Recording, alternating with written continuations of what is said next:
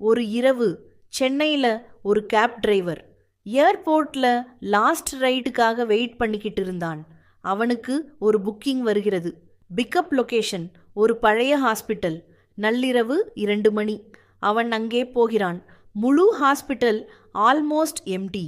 Lights கூட பாதி of.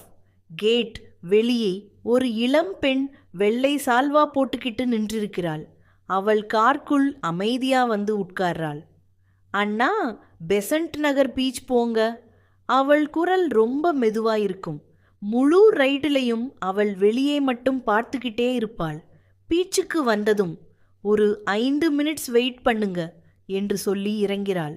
அவள் கடலுக்கு அருகே நடந்து போகிறாள். அதுக்கப்புறம் அவள் திரும்பவே வரல. கேப் டிரைவர் பதறி வெளியே போய் தேடுறான். யாருமே இல்லை. ஃபுட் பிரிண்ட்ஸ் கூட இல்லை. அவன் உடனே ஃபோனில் புக்கிங் டீட்டெயில்ஸ் ஓப்பன் பண்ணுகிறான்.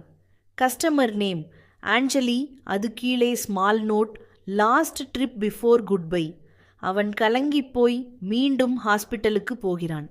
அங்கே செக்யூரிட்டி கார்டு போட்டோ ஒன்றை காட்டி கேட்கிறார், இந்த பொண்ணுதானா? அவன் ஷாக் ஆகிறான். அதே பெண். கார்டு மெதுவாக சொல்கிறார், இந்த பானு நேற்று நைட் ஆக்சிடெண்ட்டில் இறந்துட்டாங்க. கேப் டிரைவர் உடம்பே நடுங்க ஆரம்பிக்கிறது. அவன் கார் பேக் சீட்டை மெதுவா பார்க்கிறான். அங்கே ஒரு சிறிய சீஷெல் மட்டும் இருக்கும்.